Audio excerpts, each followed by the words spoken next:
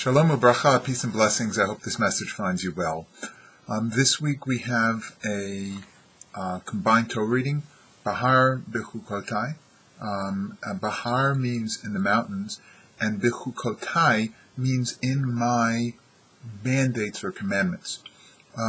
The Behar talks about many of the agricultural laws, particularly as they pertain to the sabbatical year, and also recounts the Jubilee year and talks about the return of property and freeing slaves. Bechukotai talks about the laws and statutes and the rewards for observing them, and God forbid what happens if you don't. I want to focus for a moment on one particular verse in this week's Torah reading, and it's a verse that's familiar to us because it's inscribed on the Liberty Bell. We read, V'kidashtem es shnas chamishim shana, and you shall sanctify the 50th year, the Jubilee year. Ukrasam dror ba'aretz, and you shall proclaim liberty throughout the land. L'chol yoshveha, to all of its inhabitants. Yovel hi tiyeh lochem, it shall be a Jubilee year to you. Certainly, those of us who visited Philadelphia or have visited Yerushalayim, Ir HaKodesh, the holy city of Jerusalem, there's a replica of the Liberty Bell in Jerusalem, know that the piece that's quoted here is, you shall proclaim liberty throughout the land and to all of the inhabitants thereof.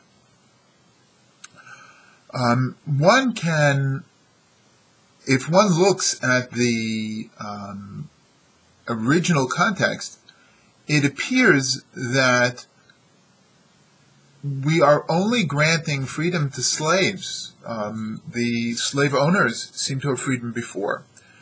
So what is this concept of you shall proclaim liberty throughout the land and to all of the inhabitants thereof? When you let the slaves go, one can argue that the people who are the slave owners are experiencing less freedom rather than greater freedom. In order to understand this, I want to tell you a story about my Zeta, Zecher Tzedek Livracha, my Zeta of blessed memory. I had the honor, the pleasure of growing up down the block from them. They lived at 401 78th Street in North Bergen, and I lived at 416 78th Street in North Bergen.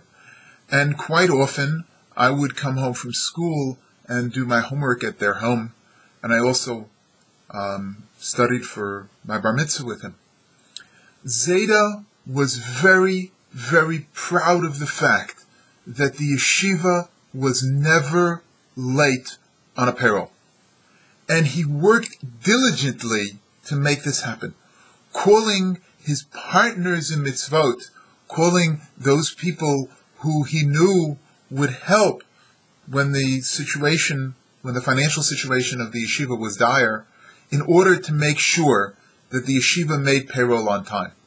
Zeta understood his responsibility to the employees of the yeshiva, that they should be able to take care of their families. And he didn't take this situation lightly, to the extent that when the yeshiva closed its doors, Zeta made sure that those employees who didn't have a position in the yeshiva of North Jersey, which was its successor, had positions elsewhere.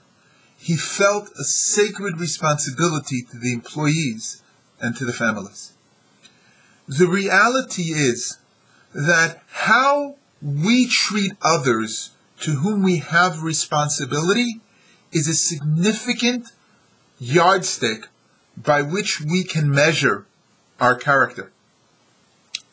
And when the Jubilee year came, yes, the slaves went free, but Judaism created a framework around the concept of servitude. It was definitely a two-way street. A slave was not simply considered property. A slave was considered a creation of the Almighty, created in God's divine image, just as a free person. Thank God we do not have slavery anymore. And the reality that we don't have slavery is something that frees those who would potentially have slaves and frees those who potentially be slaves. There are great obligations that exist when a person is charged with the welfare of another. Traditionally, the prayer that is recited when a child is bar bat mitzvah is Baruch sheputrani bi'onsho selzo.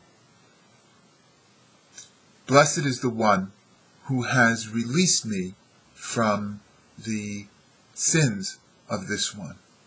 Parenthood has great responsibilities. Certainly they exist long past bar bat mitzvah. And anyone who is a parent understands that the awesome responsibility and privilege of being a parent is far from freedom. It is a holy servitude. It is a dugma that allows us to understand the message of the Torah. Krosum drar ba'aretz, you shall proclaim liberty throughout the land, ulechol yoshveha, and to all who live there. Shabbat Shalom.